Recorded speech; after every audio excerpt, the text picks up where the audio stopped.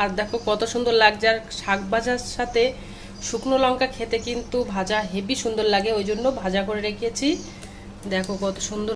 Hello বন্ধুরা, digital cooking থেকে সবাইকে স্বাগত জানাই। তো আমি আজকে আবার অন্যদিনের মতো নতুন একটা রেসিপি নিয়ে এসেছি। 4 রকম পাতা দিয়ে শাকটা রান্না করব। আর এখন গ্রাম বাংলা বর্ষাকালে সব দিকেই শাক কিন্তু মেলে, তো শাক হয়েছিল দেখে লোভ আর সামলাতে পারলাম না, ওই জন্য শাক তুলে এনেছি।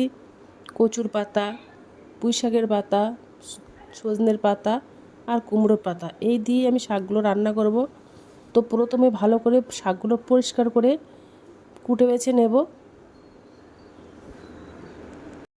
আর ভালো করে দেখে শুনেই কোটা বাছাটা করব, কেননা এখন বর্ষাকাল। কচুর পাতাটা তো আমি সব কিছু ভালো করে তুলে এনেছি পরিষ্কার করে।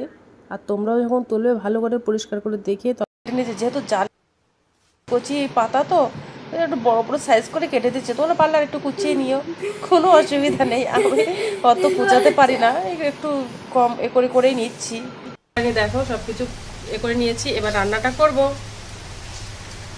আর আমার চ্যানেলটাকে তোমরা যারা এখনো সাবস্ক্রাইব করেনি তারা সাবস্ক্রাইব করে দিও, আর আমাকে পাশে থেকে তোমরা সাপোর্ট করো। যারা পুরনো তাদেরকে তো সাপোর্ট করেছো, আর যারা নতুন তাদেরকে একটু সাপোর্ট করো, তাহলে খুব ভালো হয়। তো রান্নাটা শুরু করি, চলো।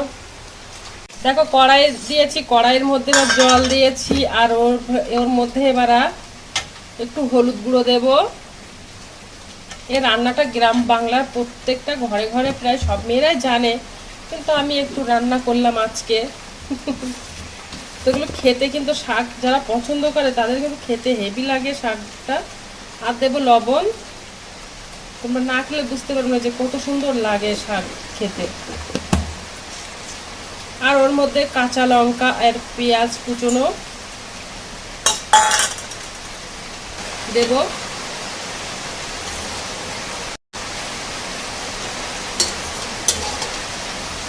তো জলটা ফুটে গেছে, এবার ওর মধ্যে শাকগুলো দিয়ে দেব।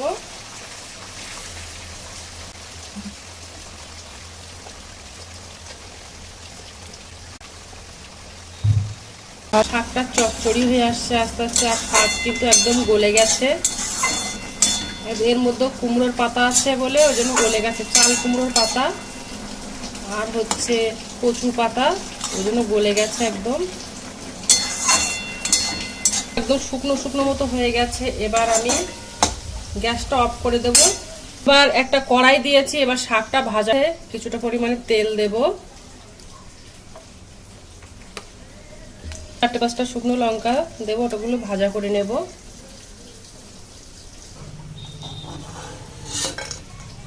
পেঁয়াজগুলো তেলের মধ্যে দিয়ে দেবো।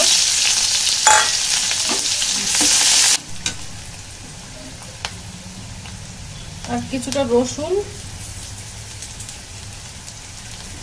দিয়ে দিলাম।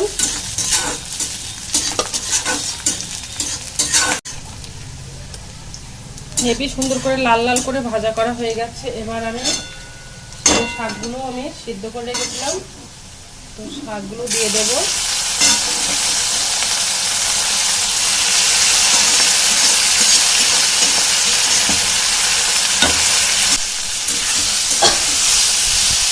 গরম ভাতের সাথে কিন্তু এই শাকটা খেতে অসাধারণ লাগে। কত সুন্দর লাগে। দেখেছো শাক ভাজা হয়ে গেছে।